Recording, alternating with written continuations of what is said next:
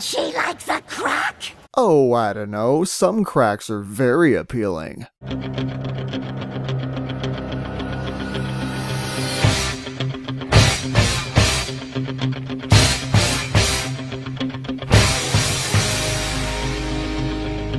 The episode begins with Pinky and Rarity on a train to Manehattan. Pinky's visiting her sister Maud, who's about to get her doctorate.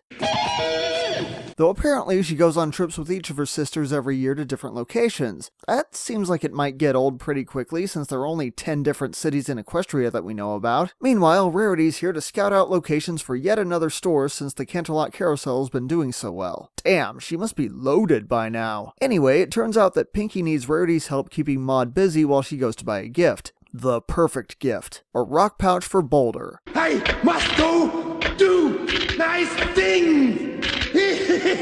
Well, it's perfect for Maud anyway, but when the store is temporarily closed with the owner on vacation, Rarity actually starts getting more invested with helping her find an alternative. You know, I kinda figured at some point Rarity would offer to just make a rock pouch herself. Oh, what's that? You say she doesn't have her materials with her? Are you telling me Pinky wouldn't have sewing kits hidden all over Equestria in case of a sewing emergency? But no, she ends up spotting someone else with the pouch Pinky wants, and he's willing to trade it for the party cannon. Okay, there are several issues with this. First of all, why? What is this guy gonna do with a party cannon? They make it look like he's trying to rip her off, but he still has it later, so it's not like he tried to take it to a pawn shop or anything. In fact, we don't see him planning to do anything with it. So what's this guy's deal? Well, because he thought it was good sport, because some men aren't looking for anything logical, like money.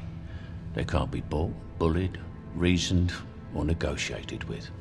Some men just want to watch the world burn. Second, they make it seem like the party cannon will be gone forever, but now I can't help but wonder how Pinky got it in the first place. Did she buy it somewhere, or did she make it herself? And if either of those things are true, then what's stopping her from getting another one later, assuming she doesn't already have a backup? Hell, in Equestria Girls, human Pinkie Pie goes from no party cannon at all to having 2 of them. And finally, as soon as this trade comes up, you immediately know that Maud's gift to Pinky will have something to do with the party cannon.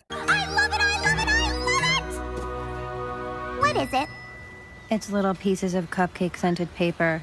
You know, confetti for your cannon. Of course. But as soon as Maud finds out what happened, she tracks the guy down using Maud's sense, which surprisingly has nothing to do with rocks, and trades everything back. Oh, and Rarity picks out her new store, I guess. Overall, this is a nice episode. Maud is a character I find myself appreciating more and more with every new episode she appears in. And even though she was clearly designed as Pinky's polar opposite, you can definitely see the sister connection here. I love how the two of them just get each other. And I also can't help but feel like this is setting up standalone episodes for Marble and Limestone in the future. Oh geez, I can only imagine what a Marble Pie episode would be like. I only have a couple of issues here. The humor feels a little one-note, relying too much on Pinky firing off the party cannon all the time. I know it was probably done to help emphasize just how bad she felt giving it up later, but I still feel like a few scenes could have been traded to show Rarity scouting out more store locations. As it is, she only looks at one place that's comedically small before skipping ahead to her final location. It just seems tacked on, that's all. I know it's kind of the boring part when compared to hanging out with the Pie sisters, but I can imagine a quick, funny montage with them looking at a few more stores that all have their own quirks or flaws before getting to the final one, not taking up too much time, but still giving this part of the story just a bit more of the time that it needed. Ultimately, I don't imagine that this is going to be one of the more memorable episodes at the end of the season, though you might have a different opinion if you watch the show mainly for the crazy facial expressions, or if anything with Maud automatically counts as your favorite episode. For me, this was just a nice way to spend a Saturday morning.